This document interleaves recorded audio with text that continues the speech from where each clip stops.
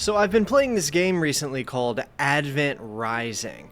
It's pretty cool. It's like a third-person science fiction action game slash shooter with a lot of dodging and melee mechanics. It's kind of unique. I haven't really seen a whole lot of other video games do what this particular game does. It's got an epic, space operatic, dramatic story with multiple types of alien races, spaceships, sci-fi weaponry, big battles across war-ridden cities. It's really cool. And it's also incredibly ambitious for what it was at the time.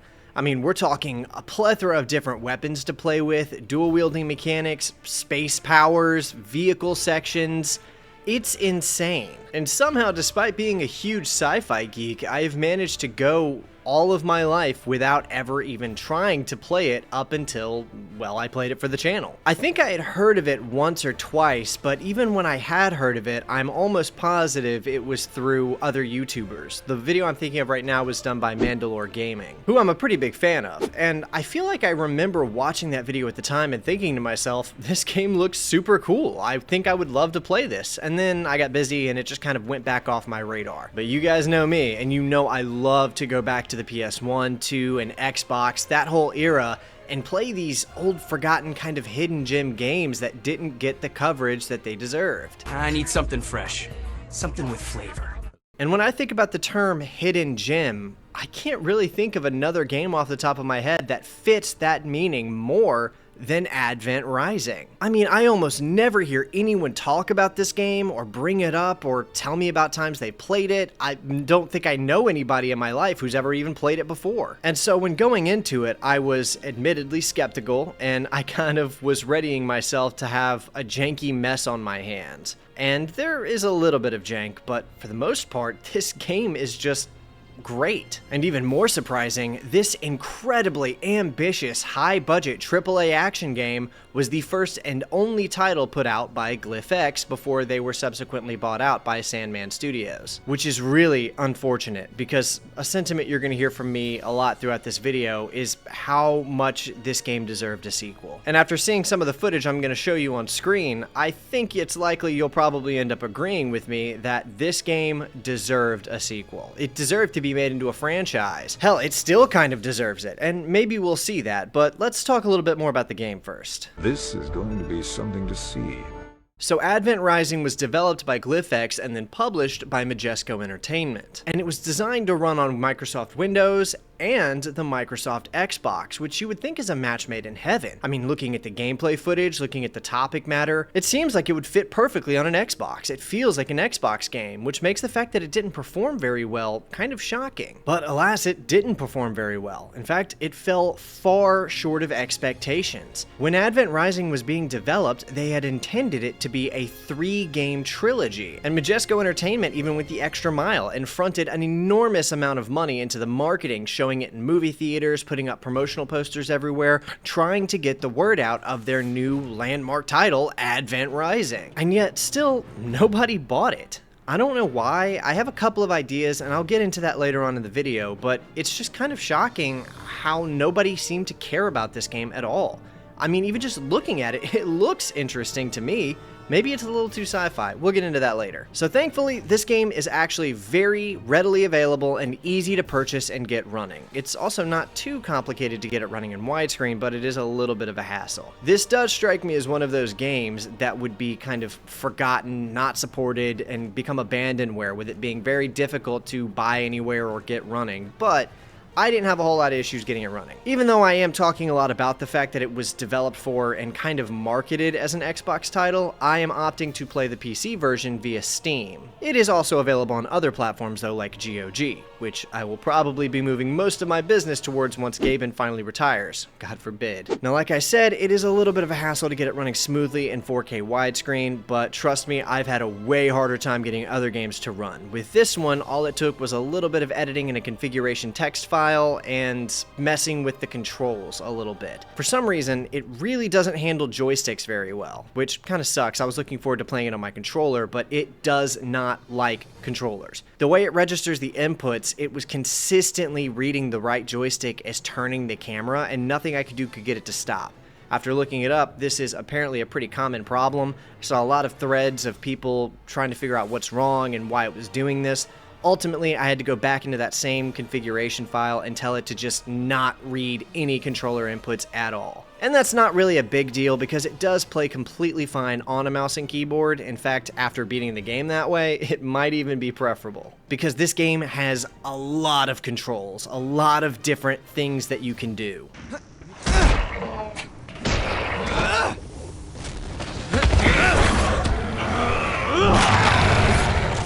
Now, I didn't get to play it on controller. Maybe it is optimized in such a way where sifting through all of the different powers and weapons and abilities that you have isn't that rough, but it's kind of complicated on mouse and keyboard until you get used to it. So I imagine doing it on controller might be kind of a pain. But I didn't try, so if you actually ever played this game on a controller, like an Xbox controller, drop a comment and let me know if it's frustrating or annoying to sift through all the controls, or if they optimized it in such a way where it was smooth and intuitive. Now, despite what it might look like on screen, where a bunch of different stuff is going on, this game is relatively straightforward. It really is just a third-person action game, but it gives you so many different avenues and ways to play it that it feels like it's more. Between the shooting, melee combat, superpowers, and even the ability to go first person and play that way if you really want to, it feels like the game is capable of accommodating several different types of play styles, but ultimately it is just a third-person action game. And even though I am gushing over it and layering on praise,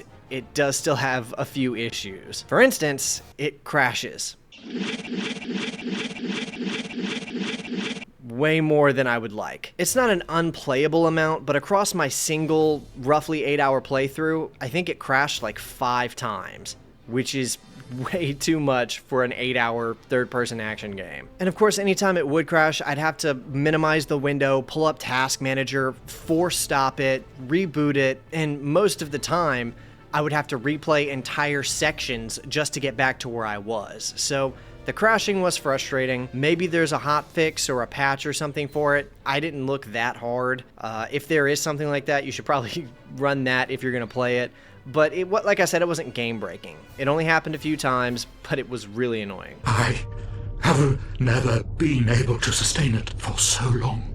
And also, it's really janky. I think this is due to how ambitious they were trying to be and how many different things the game tries to do, but it is pretty janky. Like, it doesn't feel quite finished. I'd say like a little bit undercooked, not quite ready to come out of the oven and be put on store shelves yet. I mean, there's issues with the camera, the lock-on system is very unrefined. Sometimes the way your character collides with the environment gets him stuck. Sometimes the enemies get stuck inside of objects. A few of the superpower abilities are kind of odd and unintuitive to use sometimes. Little things like that. And that's only a few mentions, but as you play it, if you went and played it yourself, you would see what I mean. Like, it's not one major thing. Like, I think if you just play through it, the majority of the game is stable, it runs the way you would expect, but there's just little things scattered throughout each different level that you'll notice are very janky. It's just janky. But it does look incredible though. And granted, that is just kind of my own subjective opinion, but when I was looking at it, I thought this game looked beautiful. I would have been happy to play through another 8 hours of it, easy. Like, just looking at it, the environments, the worlds, the graphics, the art style, all of it looks sleek and interesting and artistic. I loved the way this game looked. And a few of you might even be able to tell just by looking at it, but this game was developed utilizing the Unreal 2 engine. Now, there weren't like a ton of Unreal 2 engine games. I think it's somewhere around 68. It's less than 70 for sure. But the Unreal 2 engine just looks really, really good. Like the Splinter Cell games, for instance. If you go back and look at the original Splinter Cell Pandora Tomorrow, or Chaos Theory, I think those games hold up really well. They look great, and I think that's because the Unreal 2 engine just looked really, really good. In fact, I would probably say that a lot of these Unreal 2 games have held up way better than a lot of the Unreal 3 games, Just something about the post-processing effects being introduced and the way the graphics looked. If you go back and play a lot of the Unreal 3 games, they look a little bit muddier in my opinion, but the Unreal 2 engine, these games look crisp, they look clean. I don't know, like I said, it's all subjective, but I love the way this game looks. In fact, I just love the way the Unreal 2 engine looked in general. But on release, apparently a lot of people did not share my sentiment, as the game did receive some criticism for its graphics and its art style. A lot of people thought that the characters looked elongated and strange, and some of the environments looked barren and unfinished. But I actually really like the elongated character look. I can't think of another game that looks like this. It's very distinct. It doesn't look cartoony, but it also looks very different. It stands out. It's unique. It's specific. Advent Rising is the only game that really looks like Advent Rising, and the elongated look of the characters has a lot to do with that. It's got its own art style going on, and I love that about it. You seem to have become something very different from the rest of us, Saban. Something very different indeed. And in terms of narrative, I feel like in a lot of ways, Advent Rising was ahead of its own time. Playing this game really is just about experiencing the story that it wants to tell you and enjoying the power fantasy that it offers you along the way. And the reason I say that it's a little bit ahead of its time in that regard is because the progression reminds me of stuff like Uncharted or Gears of War, where the focus is on taking you down a scripted, hand-touched linear path with incredible set pieces and just polishing up a very fun and satisfying experience, rather than something more sandbox-like where the experience and the fun comes from exploring and kind of making your own adventure. It's a linear, story-heavy game, and that story is something that I want to dig into, but before we do that, if you're enjoying the video so far, then consider hitting that like button, subscribing to the channel, and dropping a comment with your thoughts about Advent Rising, whether you've played it or not. I'm on that road to 100K, and you can help me get there while also checking out all of the retro gaming content I'll be putting out along the way. These three interactions are the pillars that hold this channel up from being vanquished by the algorithm, and your involvement is severely appreciated, guys. Also, if you're really wanting to support the channel in a monetary way, you can become a YouTube member or a patron for early access to most of my videos, along with exclusive vlog content and other cool stuff. Now let's take a deeper look into the narrative of Advent Rising. Be warned, spoilers are ahead. Hang on, it's gonna get rough.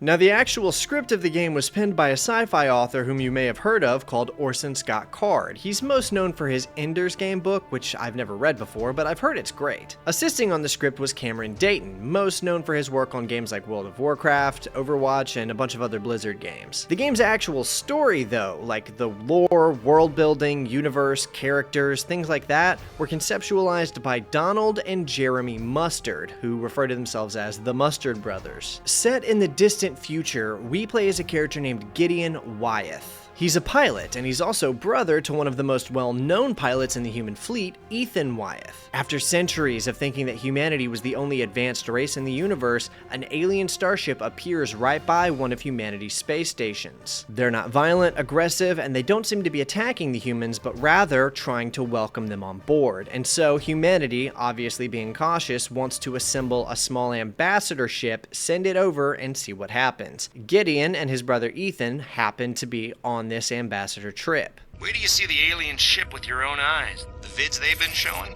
don't do it justice. Whoa.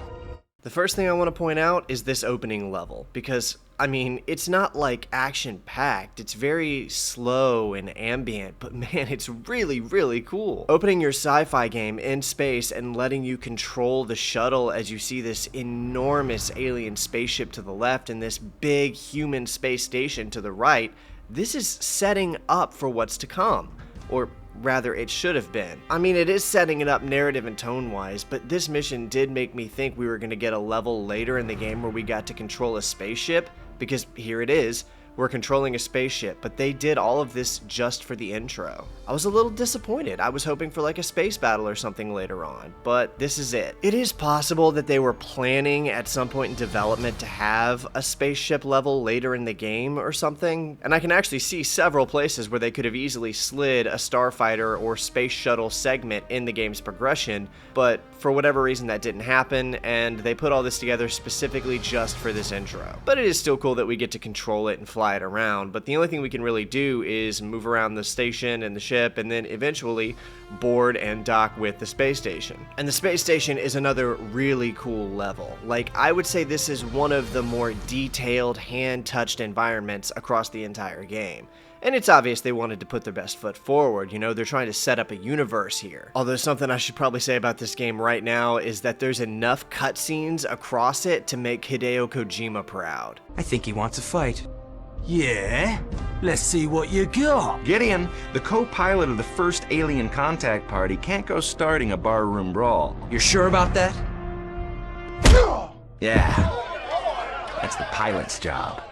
Seriously, this game is packed full of small cutscenes. There's one happening like every 10 to 15 minutes. We're talking a Metal Gear Solid level of cinematics in terms of numbers. Now, it is a little different because the cinematics in this game run significantly shorter than anything you'd see in Metal Gear Solid, with those cutscenes being upwards of like 5 to 10 minutes.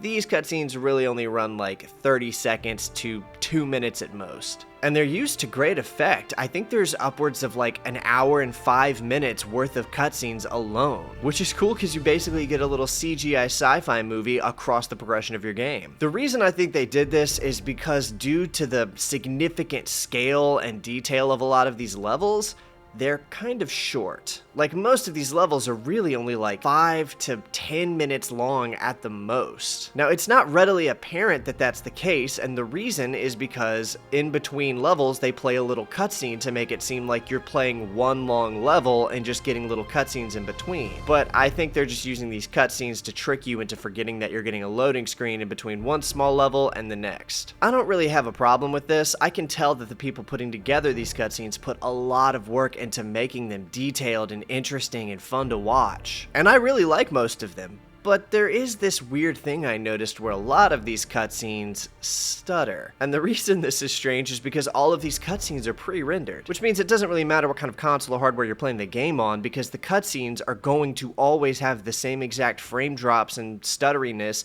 as they were rendered out that way. In a lot of ways, this game repeatedly gives off the idea that it was already over budget and over time, so they had to just cut their losses where they could.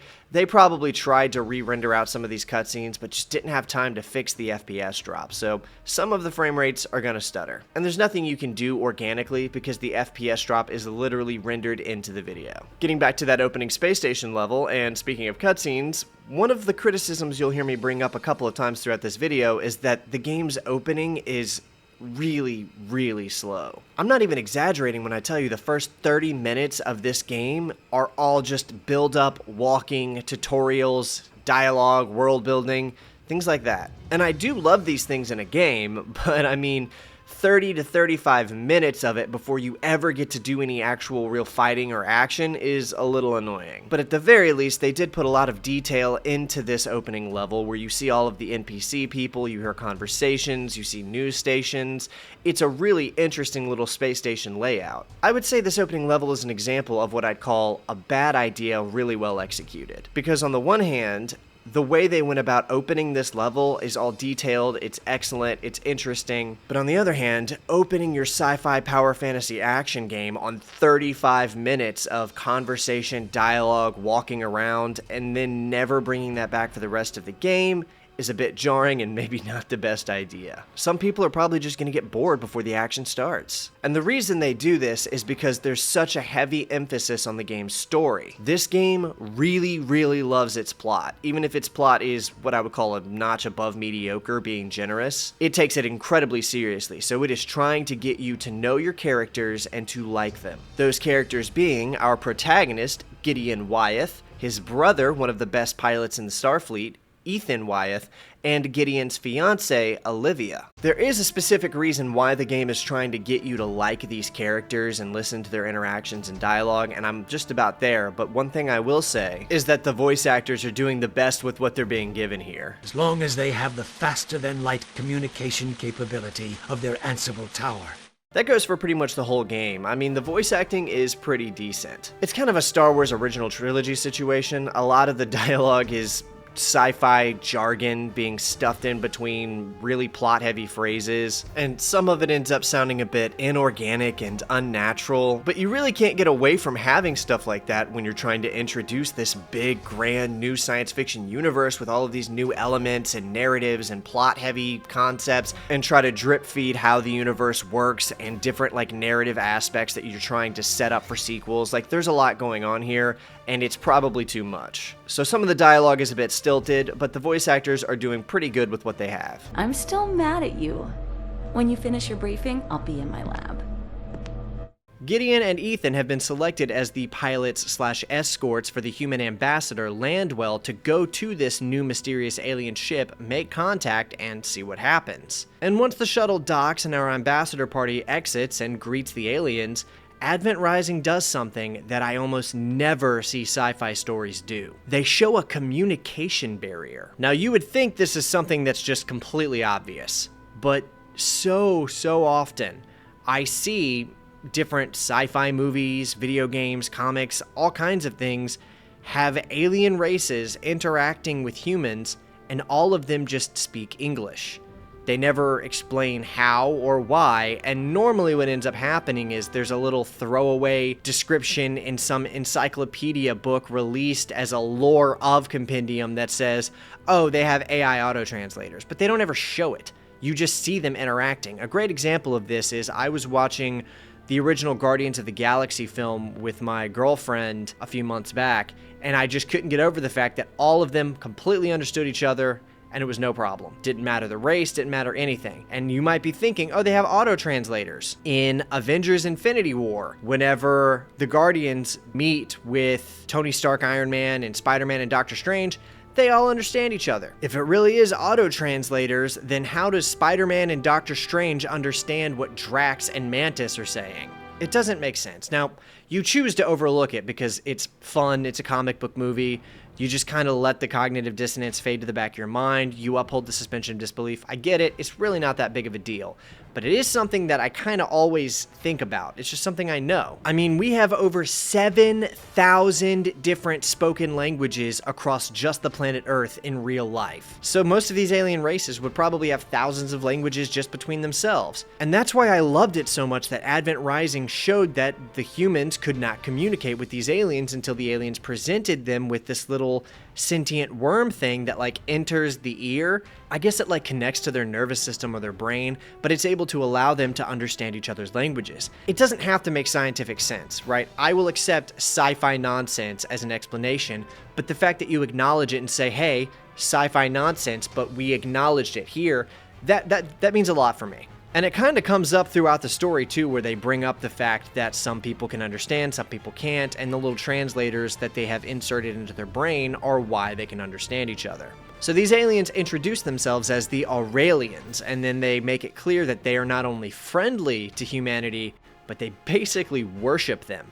They have been trying to find humanity and tell them there is a malevolent alien race that it's on its way, and they believe that this malevolent alien race that they call the Seekers wants to eradicate humanity, just kill them. But this friendly alien race doesn't want that because, like I said, they kind of see humanity as like demigods. And so after that conversation, the humans are understandably freaked out, and they say, all right, we need to head back to the space station, relay this information, and figure out what we're going to do. The Aurelians say, we're very concerned that we're too late and you might all get wiped out, but we'll do whatever we can to help. We are on your side. If there's nothing we can do, then why did you come? Gideon, you're not the ambassador.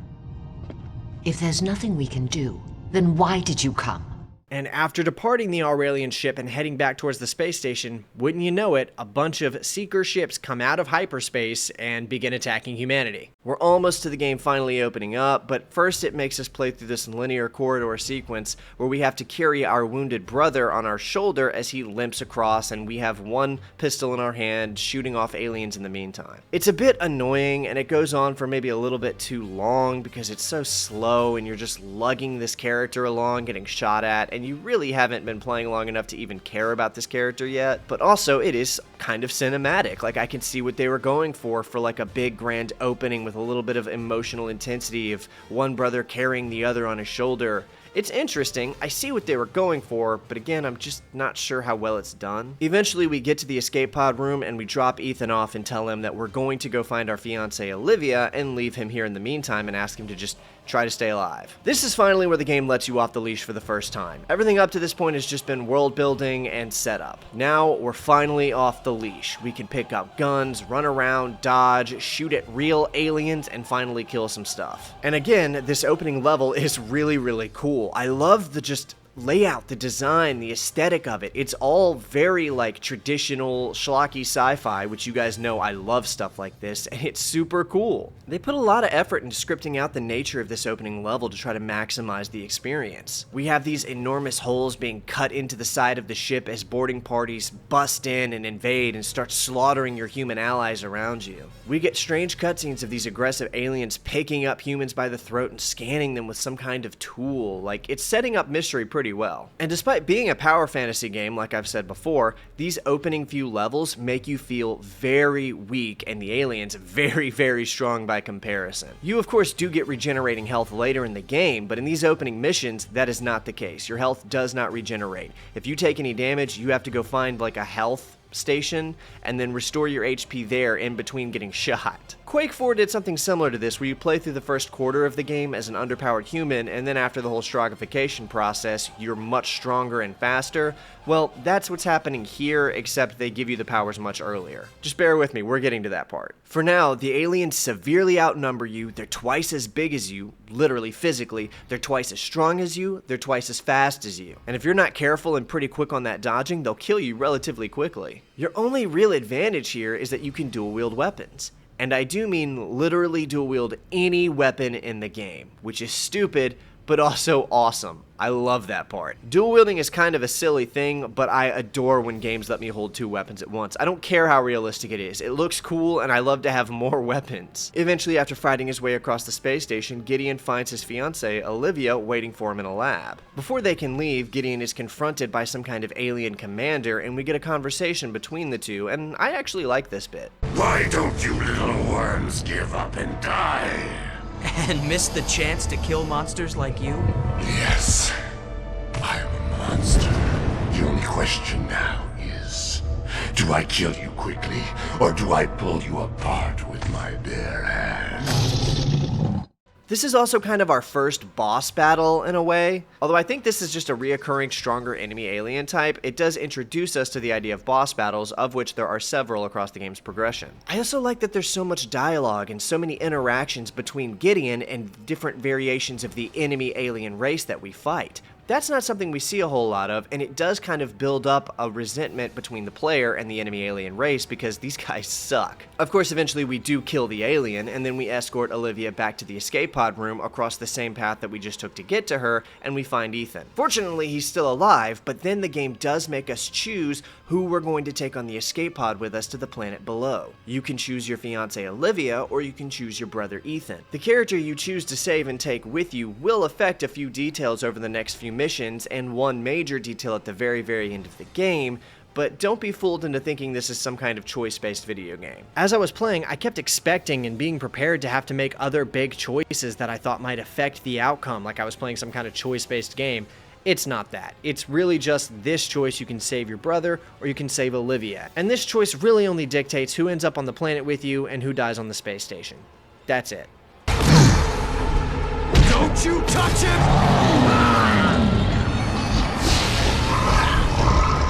No! Now I know I said this first mission is great, and it is, but when you hit the planet's surface, that's when things really start picking up. Seeing this level for the first time had me gushing over the scenery. I mean, look at how cool this is. The big Seeker spaceship moving through the sky, the cool terrain, the base in the distance, all of this looks incredible. I could easily dump 20 or 30 hours into a sci-fi game that looked exactly like this. And with our first objective being to fight our way to a vehicle, then take that vehicle back to rescue Olivia, I was getting reasonable flashbacks to the first Halo game. That game also opens on a spaceship battle, killing aliens, taking an escape pod down to a fantastical planet, finding a vehicle and driving around. I love this. This is great. And after we get the Jeep and go pick up Olivia with it, we get to drive around some incredible visuals. Like I said, I was gushing over how cool this game was. And of course, I do need to say that the vehicle controls really aren't the best, but it's still cool. It's really fun. I was having a great time. The next few levels have us fighting our way across some really cool locations, the majority of which are set inside of one of Eudeema's capital cities. And honestly, these levels have some of the best eye candy in the game. Destroyed futuristic sci-fi cities are one of the coolest locations for me to play a game in. I can't get enough of stuff like this. And when they take us up to the skyscraper parts and we can see the city below and see spaceships in the sky around us and we're fighting so far up, I was loving every second of it.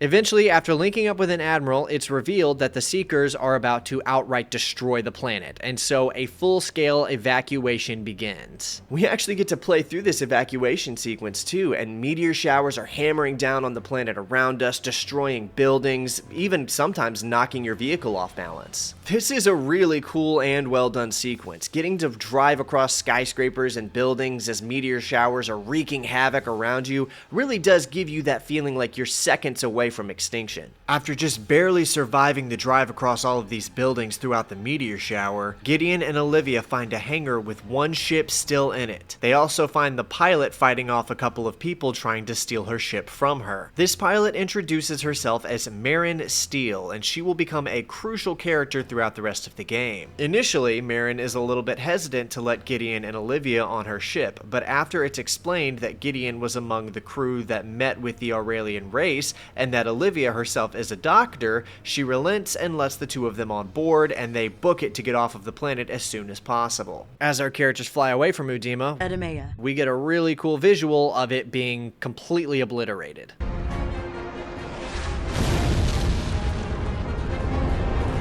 Wyatt, get up here!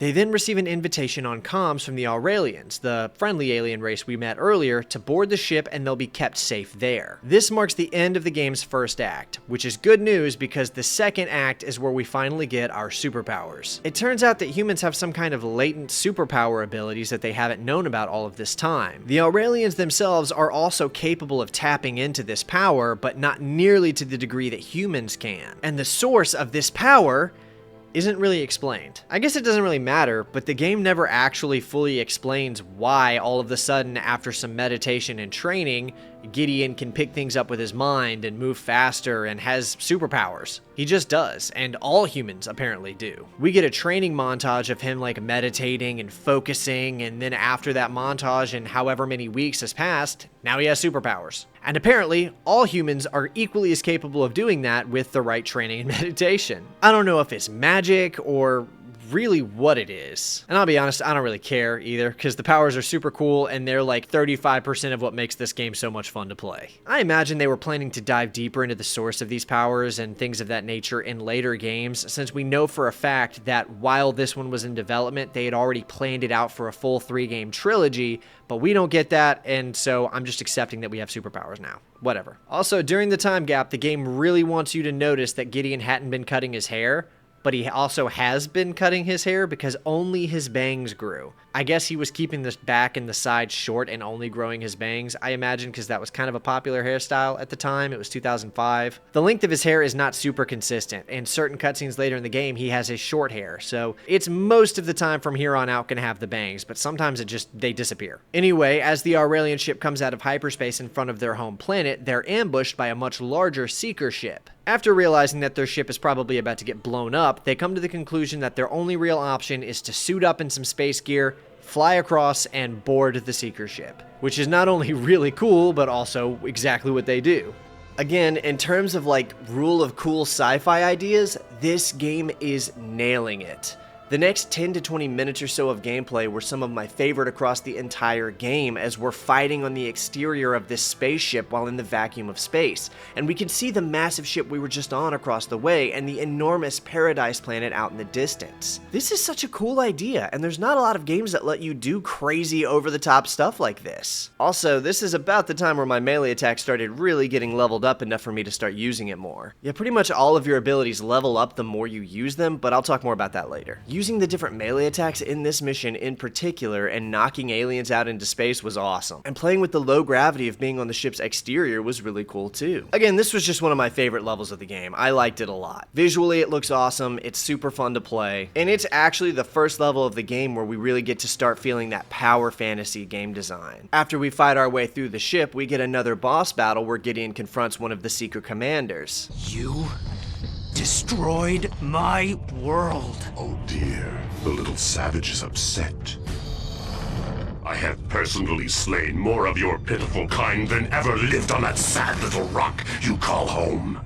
You are going to wish you had died with the rest of your sorry world.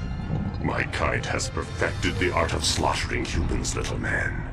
You are about to learn how deep pain can go.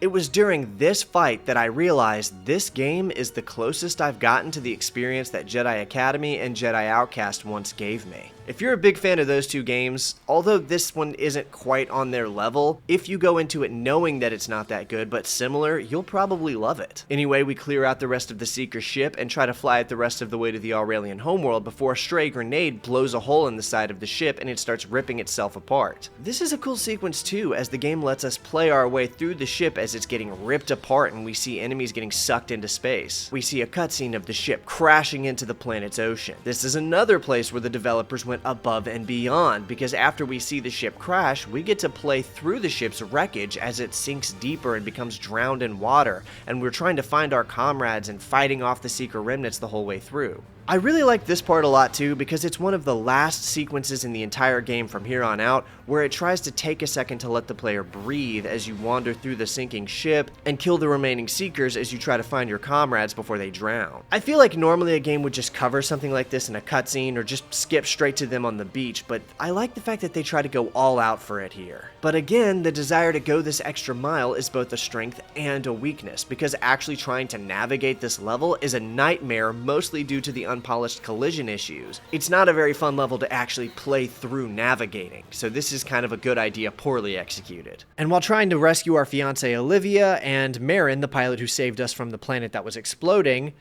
Olivia ends up drowning.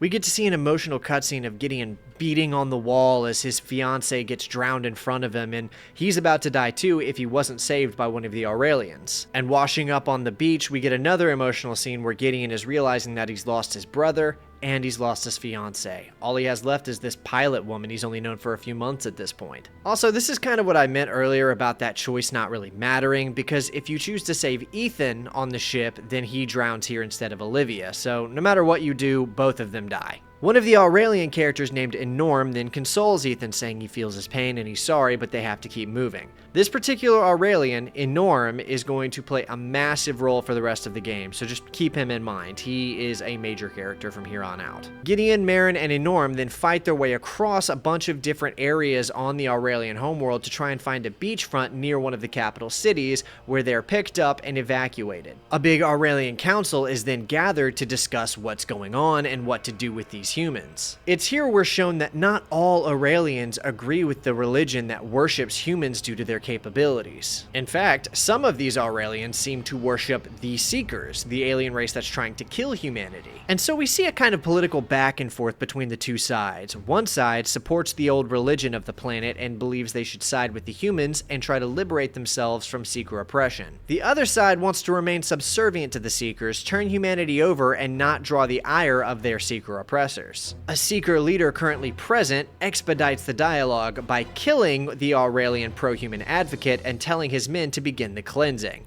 The cleansing, I'm guessing, is to wipe out the rest of the Aurelians. So Gideon, in pursuit of this Seeker leader named Kachel, pursues him through a bunch of hallways trying to chase him down before he escapes. The two then have a conversation where Kachel informs Gideon that he works for forces far more powerful than him and his own kind, who can open up bold new avenues for people with capabilities like Gideon. And right at that moment, a mysterious bounty hunter descends to interrupt the conversation. What powerful beings? The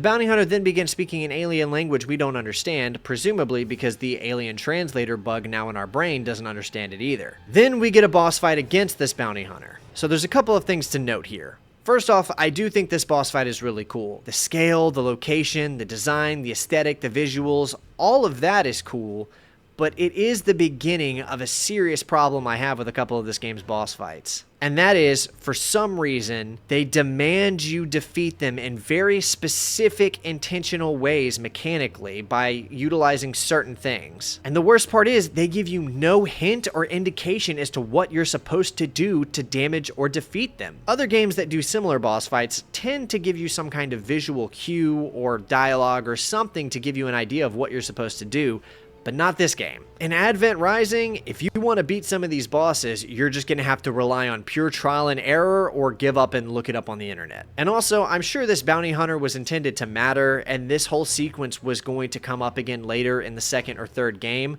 but those games never happened, and this doesn't ever get resolved. I have no idea what this is. A bounty hunter shows up, we don't know who they're working for, we can't understand their language.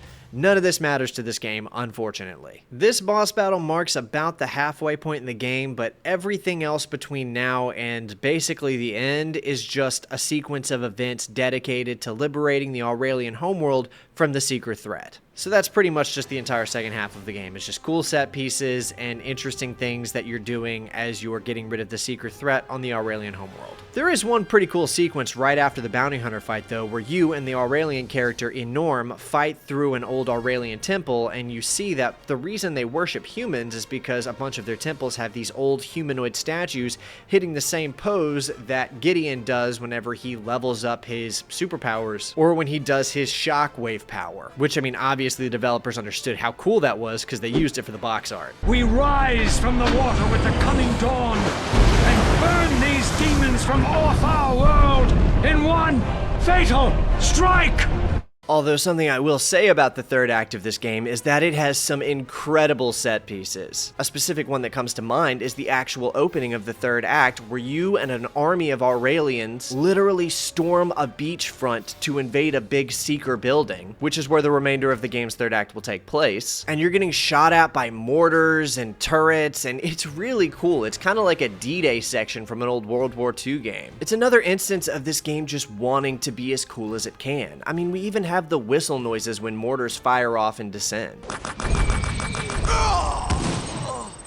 This is a memorable part of the game. I liked this. In the third act, Marin, the pilot who rescued Olivia and Gideon, has gotten captured due to a betrayal of one of the Aurelians. It turns out Enorm's right-hand man doesn't agree with the old religion anymore and wants to side with the Seekers, and as such, turned her over to the Seekers as an act of good faith. So the majority of the third act, all the way up until the end of the game, is finding and rescuing Marin, which, upon finding her, introduces the final boss of the game, a big mutant monster thing that the game refers to as a skinwalker. This is another fight that took me like 30 minutes just because I didn't know what to do. And I'm not going to pretend with you, I did look up what to do on the internet, and once you know what to do, the boss fight is super easy. Took me like 3 minutes. And in the game's defense, part of the reason I couldn't figure out what to do is because I didn't know that one of the powers had a charge up function. And this is due just to the sheer amount of different superpower abilities you have in the game. After defeating the Skinwalker, we get one last major vehicle section, flying over a lava river as a bunch of enemy ships and turrets try to destroy us. And although it is both climactic and fun, it's pretty obvious that it's just trying to copy the Warthog run from Halo, and it doesn't even get close in terms of intensity or execution because the vehicles are just janky and don't control super well. I mean, it's fun, but it's probably as equally frustrating to deal with as it is climactic to play. But of course they make it out just in the nick of time, and we're shown that the final Seeker base built into this Aurelian volcano is destroyed as the volcano erupts and the planet is liberated from the Seeker presence. We're then shown Gideon coming through the flame holding Marin, keeping them both safe using his superpowers. The game then winds itself down and shows us that Gideon and Marin have been living amongst the Aurelian people for a little while and are preparing to take a trip to the Galactic Senate to plead their case against the Seekers. It also suggests that there's romantic interest between the two, which was a little off-putting since we didn't spend enough time with these characters to see any romantic interest whatsoever. And also, I'm pretty sure his fiancée has only been dead for like a couple of weeks at most at this point. So that part was odd and a little bit forced, but whatever, you can pretty easily overlook it. And also, Marin has been training, and now she can use some of the same superpowers that Gideon has learned. And then the final cutscene shows the Aurelian spaceship departing from the Aurelian homeworld as Gideon and Marin head to the Galactic Senate, and the credits roll. Have you guys ever seen those memes where it's like you skip one cutscene and then you have no idea what's happening? Well, I had never actually experienced that before until this point. I thought the game was over. I thought that was credits. So I skipped the credits, and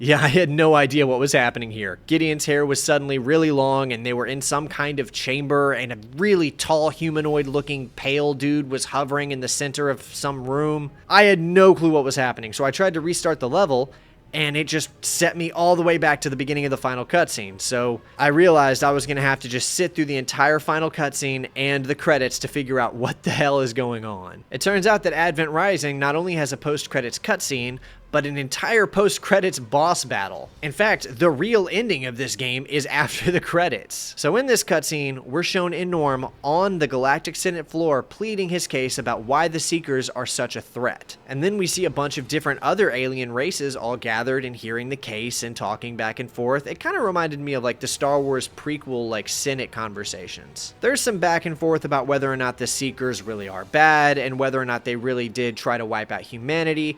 And it turns out that the Senate is really leaning towards the fact that the Seekers try to eradicate humanity. And for their final play, Enorm invites Gideon and Marin to come up and testify to say, hey, look, they really did wipe out our planet and try to kill us. Which is where the game takes a bonkers turn. Here we see a completely revitalized version of Gideon's brother Ethan, now with things in his head and all of the same powers that Gideon has, but presumably more, literally levitate in, take all the responsibility for the Seekers wiping out humanity, claiming that he was the one who told them to do it and that they have done nothing wrong, as it is his will to wipe out humanity because they embody a false version of his own race's true deity status. The game doesn't explicitly tell us this, but I'm pretty sure we're supposed to get the idea that whatever this being is has just decided to use Gideon's brother Ethan as a physical vessel. Whatever this race is apparently looks just like humans, and I think we're also supposed to get the idea that maybe these things are what the statues on the Aurelian homeworld were supposed to resemble, not humanity. And that part the game actually does tell us, as that's what this character says. I guess these things are the Korodim or something. That's what the name is on the subtitles. They call it Korodim Ethan, so it's very confusing, and without the context that the sequels were supposed to provide, this is all we have to go on. This creature intends to deceive us. No! Enough!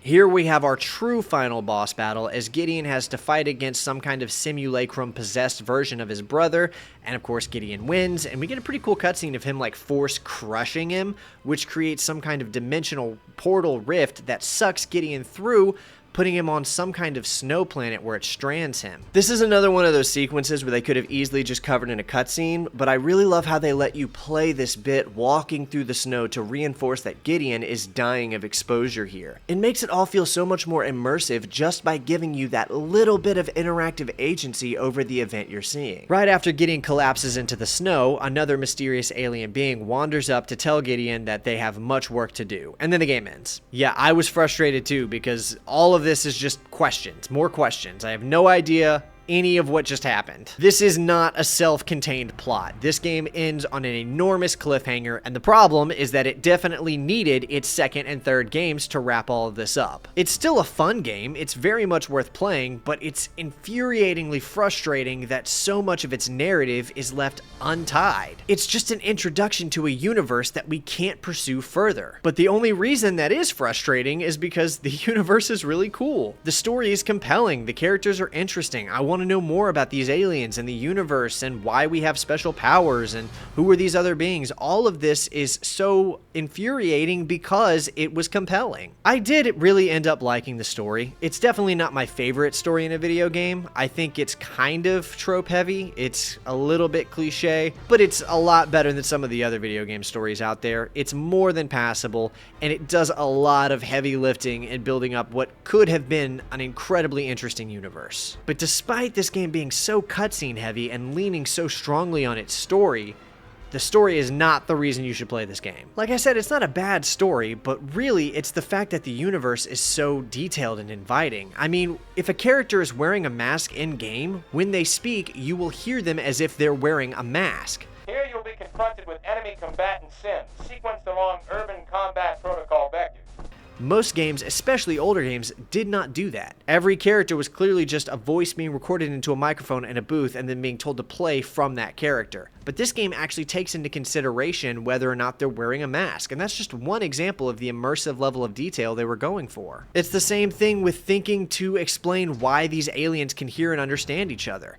It's a game made by nerds. No, seriously, this game was made by geeks. You know the type of people to think about whether or not a video game character is speaking through a mask or not, or to consider why two aliens can understand each other?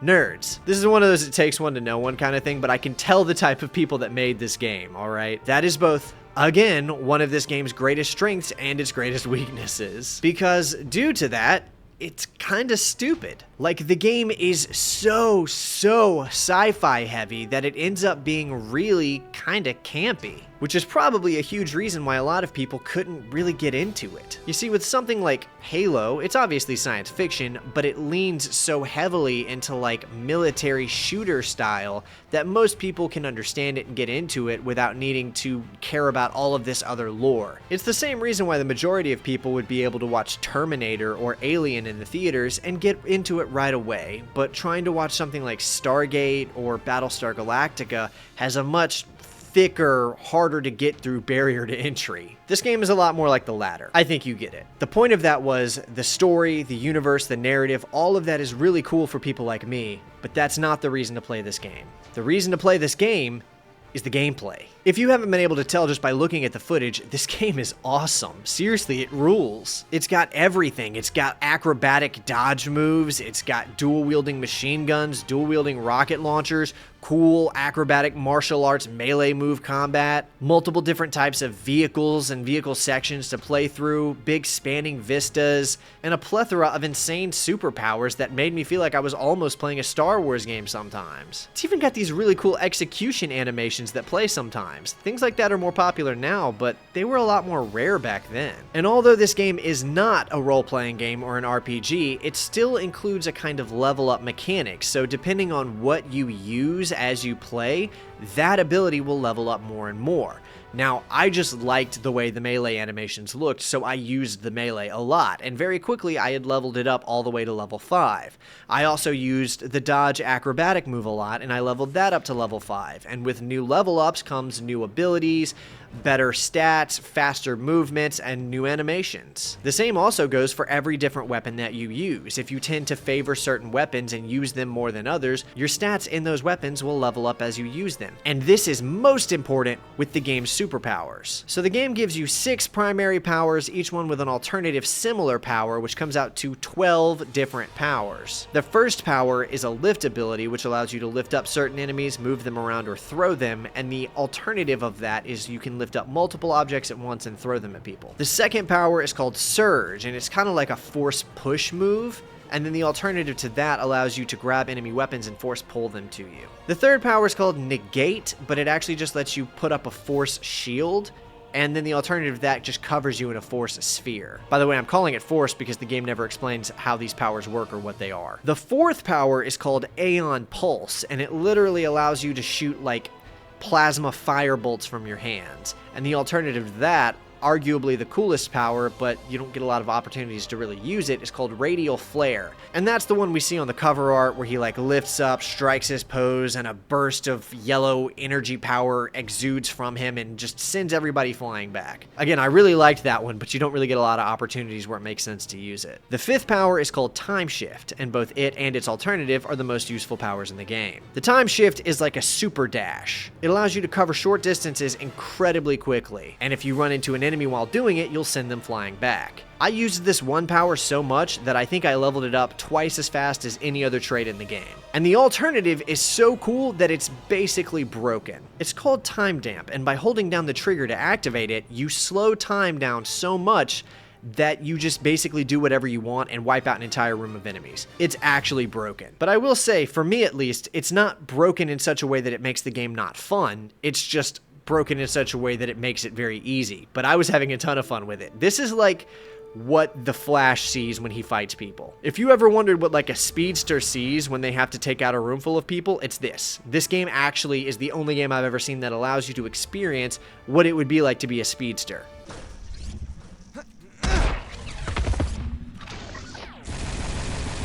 And then the sixth ability is called Shatter and allows you to fire out little like ice shards. I basically never used this. The alternative to that is called Freeze, and I think it just freezes an enemy. I didn't like this nearly as much as some of the other abilities, so I just didn't use it. Although because of all of these different powers and alternatives, there's a lot of replay value to it. I was immediately ready to jump into a second playthrough and test out different powers and lean heavier on different traits just to see how it made the gameplay feel. And let me tell you, however much fun I'm making it sound like I was having playing through this game, I'm not sure I'm doing it justice. I would sit down and just have a smile on my face because of how fun this game is to play. But you don't really start to feel that power fantasy satisfaction gameplay until about halfway through it. And by that point, you've really only got about maybe 3.5 hours of gameplay left before you're done. And then there's no New Game Plus either, so if you want to get back to that point, you have to play the first 3 hours again, which are fun in their own right, but doing so kind of feels a little bit like a drag because you're playing as an underpowered version of yourself, just excited to get your powers back so you can play with the different ones again. I don't know, it's a minor complaint because you can kind of speed run through that to get back to the powers, but it's a little bit frustrating. Ultimately, it's a game of peaks and valleys. It's got super high highs, but some really low lows. But the fact that they went to such great lengths to make the game feel so epic and climactic to play through basically makes it worth multiple playthroughs. Not to mention that the music is incredible. I did find it a little repetitive in certain places, but I mean, the overall orchestration and composition of these tracks are worthy of this game's space operatic nature. The game's score was composed primarily by Tommy Tallarico with some assistance by Michael Richard Plowman, and it's just incredibly well done. There is a great use of different recognizable leitmotifs all throughout it, and a variety of equally recognizable instruments used in certain ways that when you hear it, your brain kind of recognizes what the game is trying to tell you. It's honestly one of those soundtracks that's worth just putting on in the background and listening to if you're writing a cool action sequence or something. It's huge, it's massive.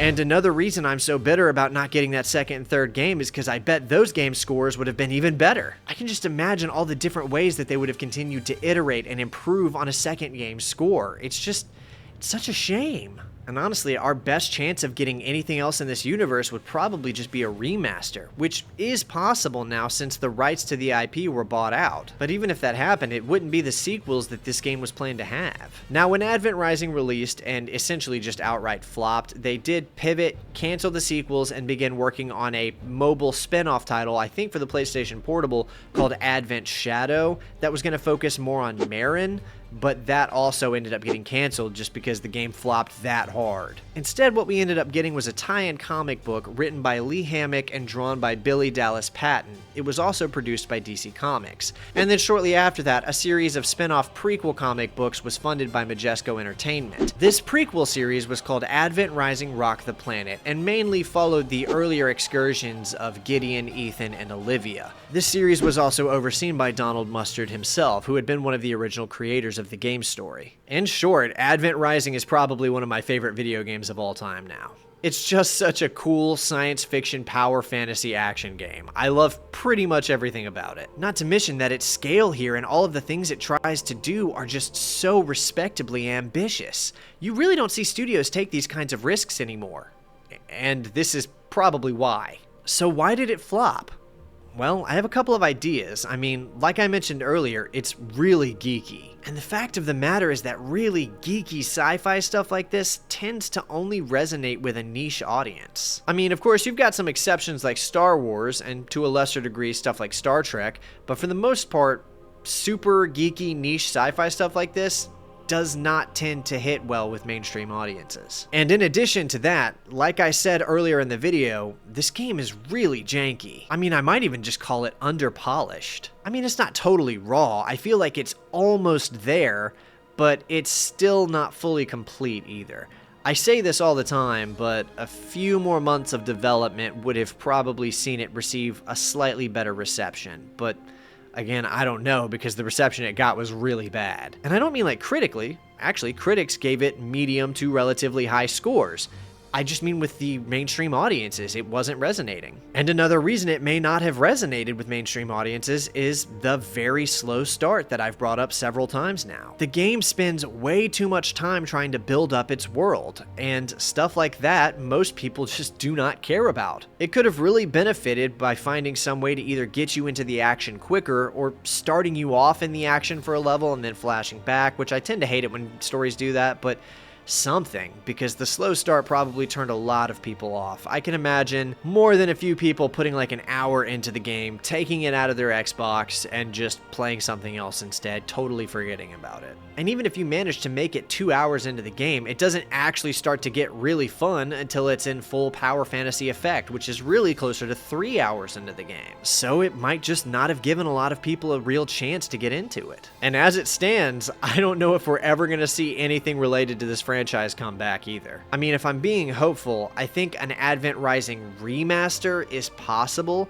since like I mentioned earlier, the rights to this IP, along with a bunch of other Majesco Entertainment IPs, were purchased by Ziggurat Interactive back in 2020. When this happened, it did spark some hope that we would see a revival for Advent Rising or Blood Rain or some of the other titles that they purchased, but that was 5 years ago now, and we've seen nothing manifest. No announcements, no rumors, literally nothing. I think it still might be possible that we could see a remaster, or maybe even a total remake, but if that happened, would it just flop again? Is there interest in this game having a remaster?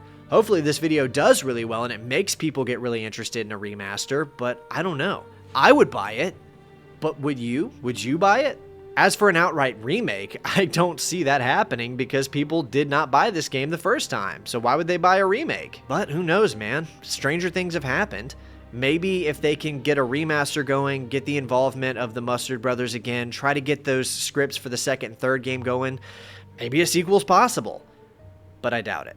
Either way, I loved playing it. I think it was a super cool video game. I've had a great time making this video, and in case you couldn't tell, which you probably could, this video was made totally different than most of my other videos. This one wasn't scripted.